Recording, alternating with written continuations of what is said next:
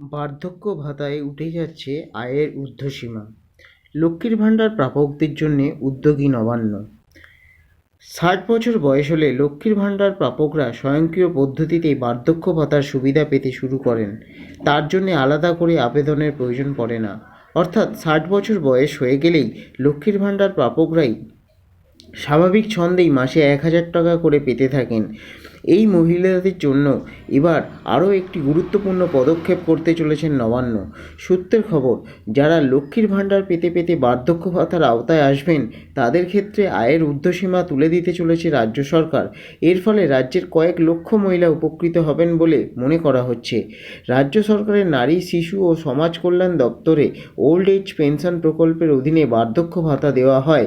বর্তমান নিয়ম অনুযায়ী উপভোক্তাদের প্রতি মাসে আয় ১,০০০ টাকার নিচে থাকলে তবেই এই প্রকল্পের সুবিধা মেলে।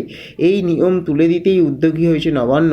সূত্রের খবর, যারা লক্ষ্মীর ভাণ্ডার থেকে স্বয়ংক্রিয় পদ্ধতিতে বার্ধক্য ভাতা পেতে শুরু করবেন বা মাইগ্রেট করবেন তাদের জন্য মাসে ১,০০০ টাকা আয়ের ঊর্ধ্বসীমা আর রাখা হবে না।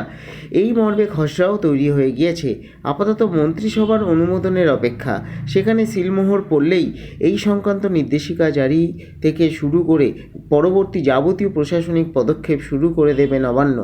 নারী ও শিশু সমাজ কল্যাণ দপ্তর যেমন ওল্ড এজ পেনশন দেওয়ার দায়িত্বে রয়েছে, তেমনি জয় জোহার ও তপশিলি বন্ধু প্রকল্পের দায়িত্বেও রয়েছে অনগ্রসর শ্রেণী কল্যাণ ও আদিবাসী উন্নয়ন দপ্তর। এছাড়া পঞ্চায়েত দপ্তরে কয়েক লক্ষ রাজ্যবাসীকে ভাতা দিয়ে থাকে। কৃষি দপ্তর, পুর দপ্তর ও তথ্য ও সংস্কৃতি দপ্তর এবং মৎস্য দপ্তরের মাধ্যমে বহু মানুষকে বার্ধক্য ভাতা দেয় রাজ্য। ২০২০ সালের মার্চে বার্ধক্য ভাতা সংক্রান্ত সমস্ত প্রকল্পকে এক ছাতার তলায় এনে নাম দেওয়া হয় জয় বাংলা। তবে ওল্ড এজ পেনশনের ক্ষেত্রে ১,০০০ টাকার ঊর্ধ্বসীমার নিয়মটি এখনও বলবৎ রয়েছে। কিন্তু তপশিলি বন্ধু ও জয় জোহার প্রকল্পের মাধ্যমে বার্ধক্য ভাতা দেওয়ার ক্ষেত্রে উপভোক্তার আয় সংক্রান্ত কোনো শর্ত নেই। তাই তপশিলি জাতি ও উপজাতি সম্প্রদায়ের অন্তর্ভুক্ত যারা লক্ষ্মীর ভাণ্ডার পান ৬০ বছর হয়ে গেলে তারা স্বয়ংক্রিয় পদ্ধতিতেই তপশিলি বন্ধু বা জয় জোহার প্রকল্পের আওতায় বার্ধক্য ভাতা পেতে শুরু করেন। বাকিরা বার্ধক্য ভাতা পান নারী ও শিশু সমাজ কল্যাণ দপ্তরের ওল্ড এজ পেনশন প্রকল্পের মাধ্যমে। মন্ত্রিসভার ছাড়পত্র মিললে তাদের ক্ষেত্রে আর আয়ের ঊর্ধ্বসীমা বিবেচ্য হবে না।